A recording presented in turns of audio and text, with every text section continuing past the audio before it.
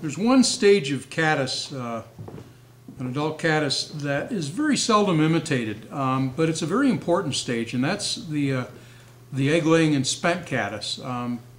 And species of caddis such as the Brachycentrus and the Ocetus caddis, the Lepidostum and the Microcema, all in Yellowstone country in the west, are extremely important to imitate. We're going to tie a spent caddis right now, and to do so we're going to use a dub loop tool. We'll build a dub loop. A lot of tyers tend to stay away from dub loops, but they're very important to utilize.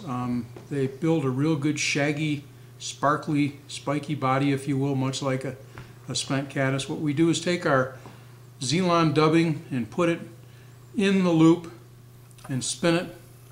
It's one of our favorite dub loop tools. And you can see the kind of body we're going to build, a real spiky, shaggy, bulbous, if you will, body. Can imitate the female Brachycentrus caddis.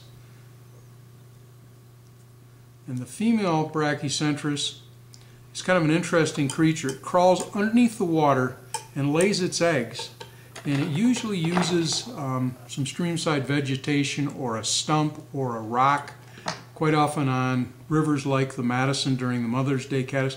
In the Yellowstone, Henry's Fork, you'll find a rock that is used pretty much every year by the adult female caddis. After they lay their eggs, they drift back up to the surface, they'll fly off, and then they'll come back and a few minutes later and land on the surface, crawl over to the same rock or stump and crawl underneath and deposit eggs again. Trout know this, and they'll regularly sit behind these obstructions and pick off these caddis as they come back up to the surface. What I like to do again, real sparkly body of Zelon, olive Zelon, or what we call Brachycentrus olive, and now a spent wing of Zelon.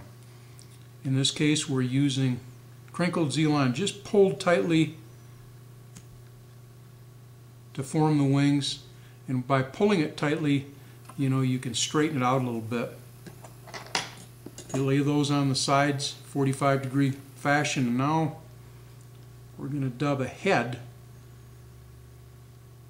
of tan Zelon, we call Hydropsyche tan, to imitate another species of caddis, but we're going to build the head out of that. And this is how you want this fly to look. You want it to be very bulbous, very spiky. It's going to trap a lot of air bubbles, as would the natural when it crawls underneath the surface.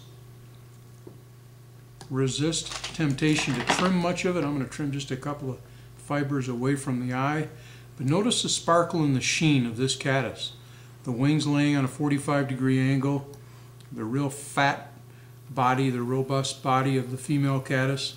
The Mother's Day caddis, and it's a spent caddis, we call it a spent sparkle caddis. A very good imitation, a very important caddis imitation to have in your fly boxes when you encounter egg-laying caddis.